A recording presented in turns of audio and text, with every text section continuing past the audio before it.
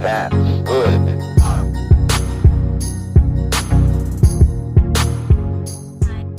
Hey guys, welcome to my channel. I hope that you're doing good. In today's video, I wanted to explain how I managed to save £8,000 in 8 months. It actually chokes me, like I kind of have to catch my breath when I say that. One of my main tips for anybody, if you stop watching this video in the next couple of seconds, my main thing to say to you is just start saving.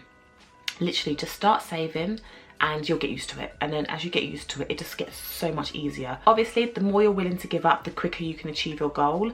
I had no choice but to save as much as I did. As soon as my maternity leave started, I had no choice but to have the money ready for then, otherwise I couldn't pay my bills. So my first thing that I did was to review my finances. This I also mentioned in my last saving video, and I think it's one of the most important things. It is the most important thing you need to do when you first start your savings. There's no point in trying to save, in my opinion, if you don't know how much you need to save each month to reach your goal or how much you're able to save. So I reviewed all of my finances, I wrote down all of my bills, I wrote down how much money I'd have coming in while I was on maternity leave and how much I needed. Then I kind of made a plan from there. You need to make your target realistic. For me, I kind of had no choice but to save as much as I did because I knew that I needed the money. And if I didn't save that amount of money, with the £1,000 I would have coming in from work and the government, there was no way that I was going to be able to pay my bills, because I was always going to be £200 down. So I needed to make sure that I saved as much as I did because of life, like because I had no choice. Also, with reviewing my finances, I had a look at my internet banking to see where I was spending the most amount of money. Last time I did my savings, it was Tesco's. This time it was Tesco's and Asda. I noticed that I wasn't making big purchases. Like I wasn't buying myself like luxury products, loads of like handbags and shoes and coats and stuff, but I was noticing that I was doing small purchases again, not as much as last time, but I was doing a lot of small purchases in like Tesco and Asda. I'll go one day and do a little shop, and then the next day I'll go back and do a shop, and then I'd go to Asda. And sometimes when I'm bored, I'll just go to Asda or I'll go to Tesco's and look at the like the homeware or look at the clothes. So that was one of the things I'd noticed. Okay, I keep on doing that, it's creeping up in my expenses, so I need to cut it down. Second thing that I would do is take out my money from my savings on the day that I got paid. I would put it straight into a savings account, and then I would also take out my mortgage money and put that into another account that's titled mortgage, I think. And then the rest of the money in my bank account would just be for my bills, my general bills to come out, and then what's left over would obviously be for myself. This way I found that I wasn't missing the money as such. You can create a standing order, and that just means the money will come out and go into an account of your choice straight away, which is actually a nice way of doing it because you don't miss the money, you don't even see it, you don't know it exists, it just comes and it goes, and it's just gone. Me, I just preferred to move things around myself manually, and I just knew what was what. But the day I got paid, I made sure that money was gone. The third thing I started doing was making sure that I wrote a shopping list. As I said, Tesco and Asda became my weakness. So I needed to make sure that when I went into these stores to do our food shop each month, that I had a list of everything that I needed to get. So in that morning, I would go through the kitchen, the bathroom, wherever, and just write down whatever it is that we needed. I wrote down how many we needed of each item and just made sure that I kind of stuck to that when we were doing our shopping. Another thing I started doing was buying a lot of store brand products. So for example, we've been buying the Tesco's brand hand wash. It's still antibacterial. It costs, I want to say like 70p. Before that we were buying branded, we were buying limited edition, we were buying the ones that had like all the different colours, bubblegum hand wash, all that sort of thing. We cut that out and we just started to buy like the Tesco's or the Asda brand of like certain products, hand washes, and sometimes like their washing up liquid, etc. And then this I found helped us to reduce our shopping bill by £20 or £30 each month. We used to go out to eat all the time. We would go out on date night every single month. We kind of cut that right back, and I would cook more food that's at home. That kind of links in with meal planning in a way. I wouldn't meal plan for each day, but what I would do in our food shop was I'd kind of think to myself, for this month, okay, I'm gonna cook this, this, and this, and this. I'd buy 2 packets of mincemeat because then I could make a bolognese that's gonna last us however long.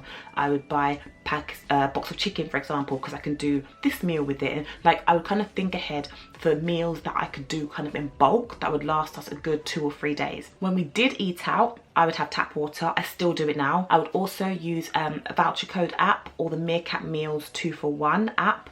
So I go into this a little bit later down the line, but I have signed up with Meerkat Meals because I changed my energy provider through comparethemeerkat.com. By doing that, you end up with a discount voucher code, sorry, that you can use for Meerkat Meals. And once you've kind of applied that code to the app, you'll then get 2 for 1 on cinema, and you can get 2 for 1 in different restaurants with their meals. So we would do those kind of things where we were able to save money, do 2 for 1 with meals, or get like 40% off with the voucher code app, or 50% off meals, etc. Another thing that I did was to go to a restaurant and maybe not have a starter, or I just would have a dessert. Rather than having the 3 courses that I would usually have, I kind of would cut something out to make my meal a little bit cheaper. I went out less. We would watch Netflix at home. We would go and do activities that didn't cost money. We have a really nice park nearby. We'd go for walks in the park.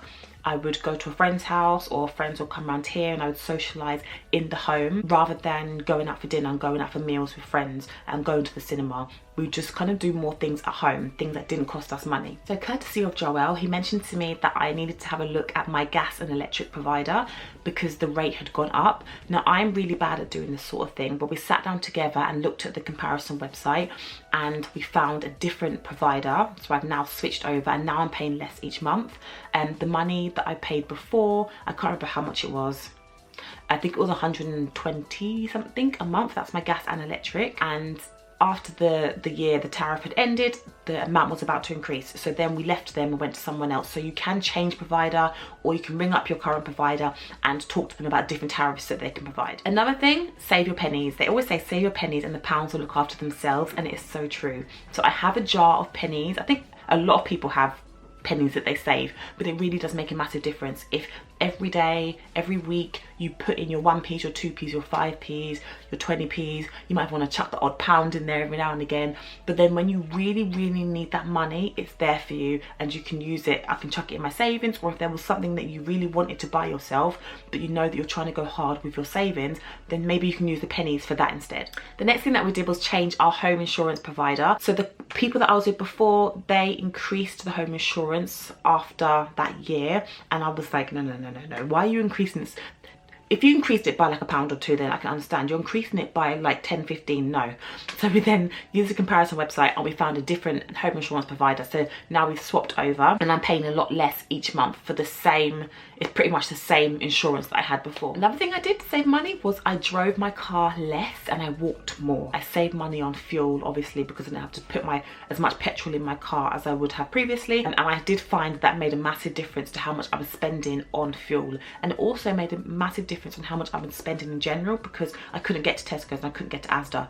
I could only go to like the corner shop, or like I'll go to the park, or I might be able to walk to the Costa and get myself like a little hot drink, but I couldn't reach these far places where the shops were. So we all want to save, but then we also want to be able to buy ourselves clothes and shoes and certain things. And what I started doing was, if I saw something I liked, I kind of had to really ask myself if I needed it, and I also had to ask myself if I had something similar at home, or if I'd recently got rid of something that was very similar. So I would definitely say give yourself a couple of seconds and really think about whether it's something that you definitely need.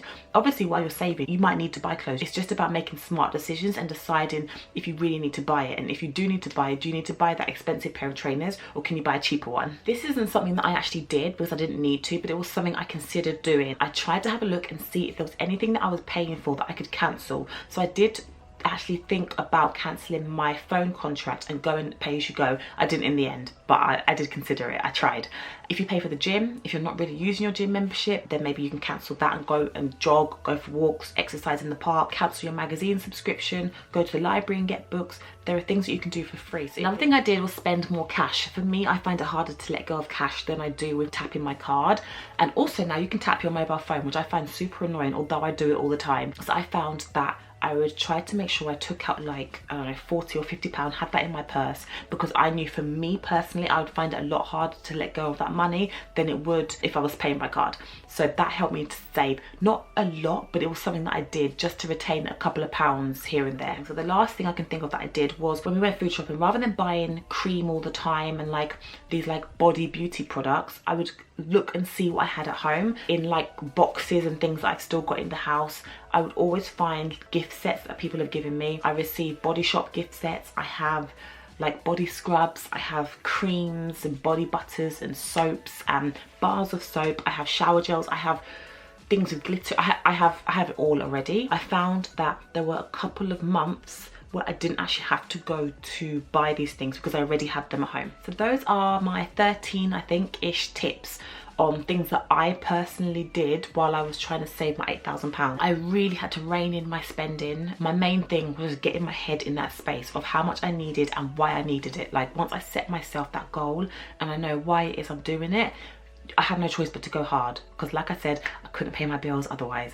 So yeah, set yourself your goal. Remember what it's for. If it's for your house, if it's for your car, if it's for your expensive trainers, whatever it is, try to set yourself the goal, make it realistic, give yourself enough time to get there, and try and save as comfortably as you can. If you try and save and you're not comfortable doing it, you kind of set yourself up for failure. The £1,000 for me was super difficult, but it was at the point where I could just do it and live just about comfortably enough that I wasn't going to dip into my savings. If I made it too high, like if I said I was going to save £1,200 each month, I would have been going into my savings each month because I would have failed straight away. It's achievable while you're paying a mortgage, while you're paying bills, and while you're pregnant and buying baby stuff. Like, I had a lot of expenses, but I managed to do it. So I hope that this video was useful for you guys and that I gave you some extra tips that you didn't think of yourself with your savings. If you do have any extra tips that you can think of that you want to share with anybody on my channel, put them in the comments below. And I will see you in my next video. Bye.